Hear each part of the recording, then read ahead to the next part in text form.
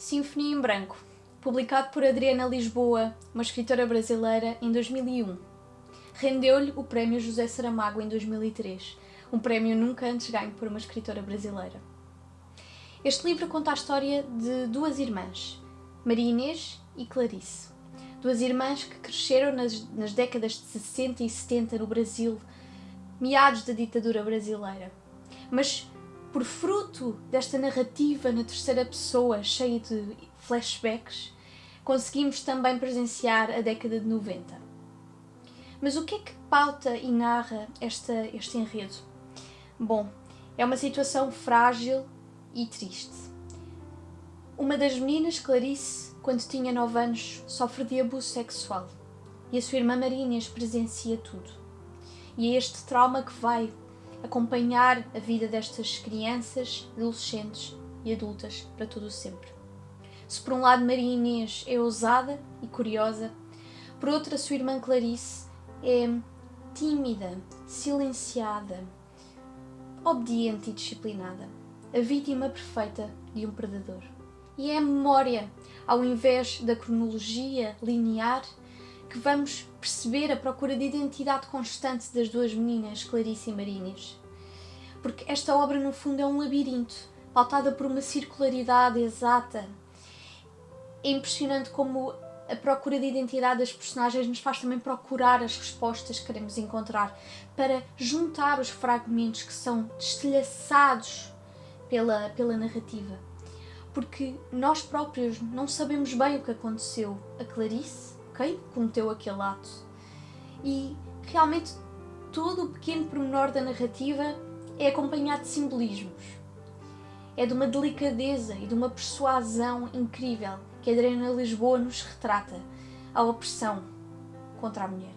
E o mais interessante de tudo isto é que esta obra se pauta por antíteses e contrastes. É o contraste entre a leveza e o peso. É o contraste entre a brutalidade e a paz.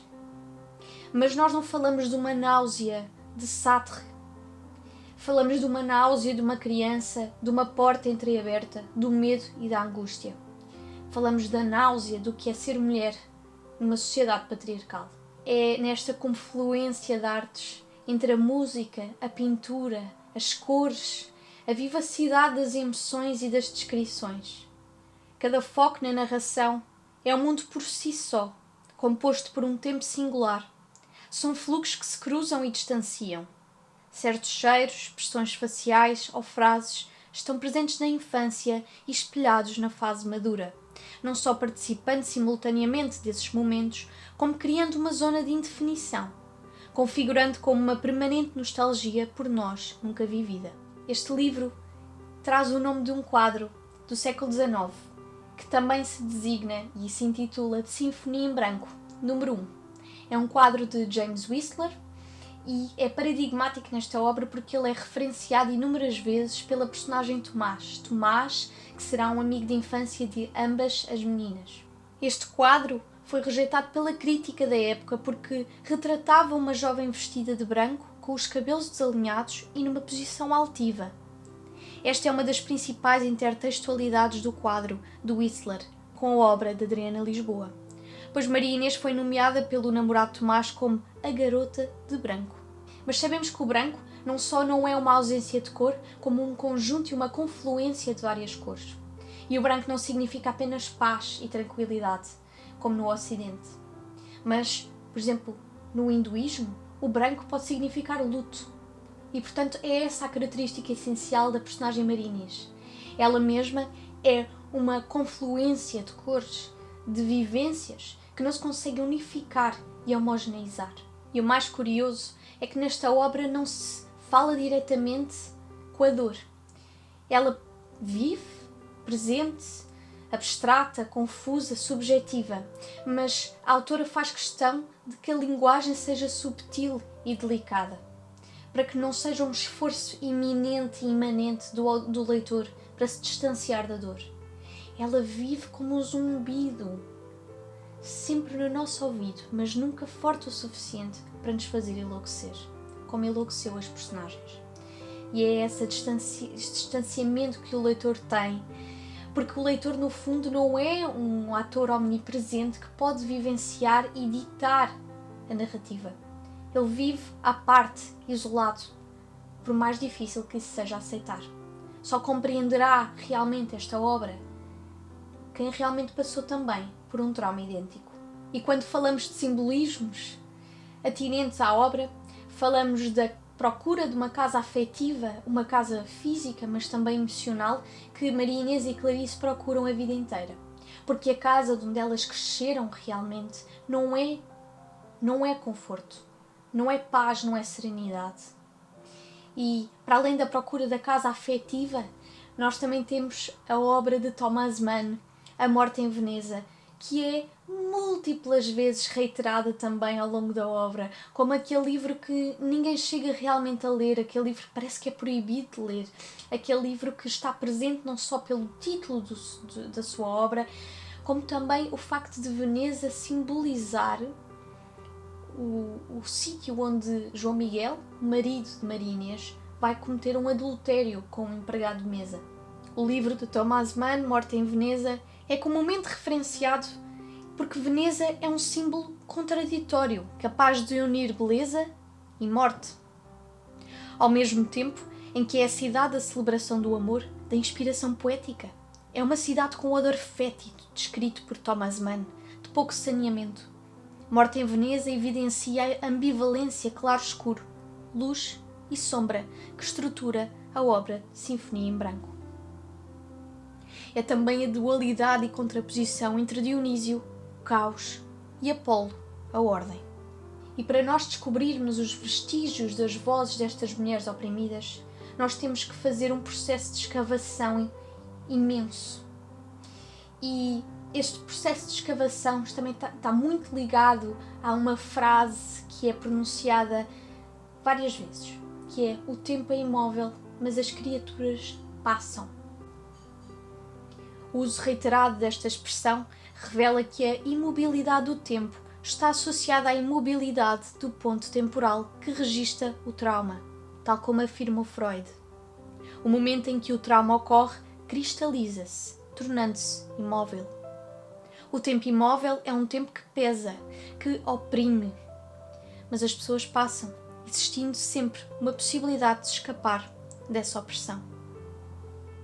Esta é uma história de mulheres que resistiram, de mulheres que, apesar de subalternizadas, conseguiram tentar escapar por inúmeros artifícios e tentativas. O que mais me choca nesta obra, porque é de facto a realidade de milhões de mulheres, é que não são só as ações violentas cometidas contra elas, contra nós, que me chocam, mas o silêncio da cumplicidade de quem adere à máquina. O silêncio de quem nada vocaliza, sabendo que tudo acontece. É a objetificação do corpo, é a escolarização da mente, é a instrumentalização de um ser que não é mais do que um receptáculo de reprodutividade. A violência também ela é simbólica quando confrontada com o silêncio. Um silêncio monocromático, opaco, vazio, que permite que tudo aconteça. E, apesar de tudo, não obstante, as mulheres resistem. E o que estas duas irmãs almejam durante toda a obra é a arte do esquecimento, é desocupar o trauma.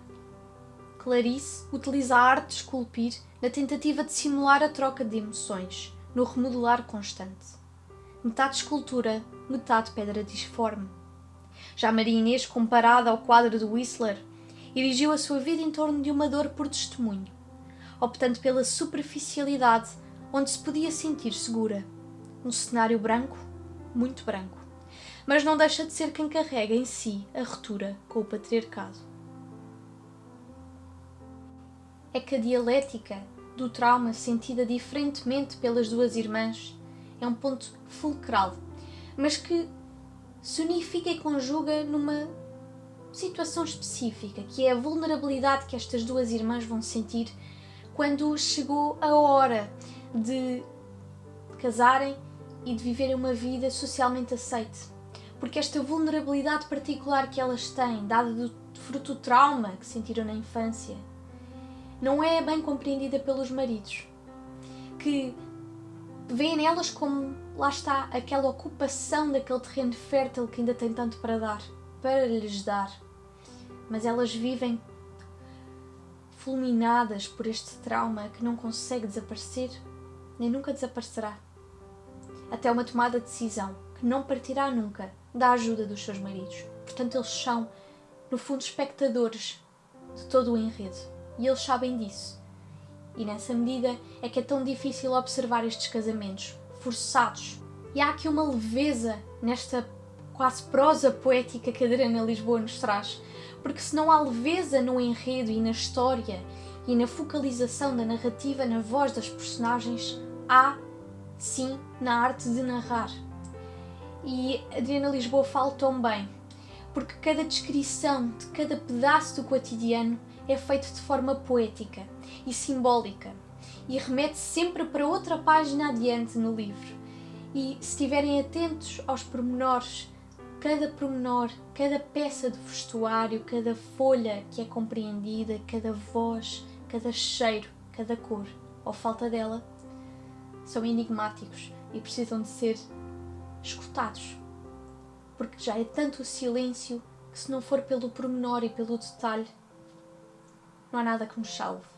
Em Sinfonia em Branco, as mulheres acabam por estabelecer uma rede de proteção entre elas. Fora, por exemplo, a mãe de Maria Inês e de Clarice, que se sucumbe ao silêncio e à mutilação da sua própria voz enquanto mulher e protetora das suas filhas. Esta rede de proteção que Clarice e Maria Inês criam é muito forte, mas também significa que, assim que Clarice perde, por alguma razão, o contacto com a irmã, ela esmorece e cai no mais sombrio momento da sua vida. Esta rede de proteção tem um problema. É que ela não chega a todas as mulheres. Temos o caso de Lina, que era uma menina negra, melhor amiga de Clarice na infância, que também é violentada e é deixada ao abandono, já morta, numa estrada lamacenta, por um homem desconhecido. Lina não teve a oportunidade de recorrer a uma rede de proteção, porque Lina representa uma estrutura social primária, que é desrespeitar a mulher negra a todo o custo. E se isto acontece hoje em dia, imaginem na década de 60 e 70. Mas Lina e o feminicídio, assim como a violação, não são as únicas temáticas atinentes à mulher negra.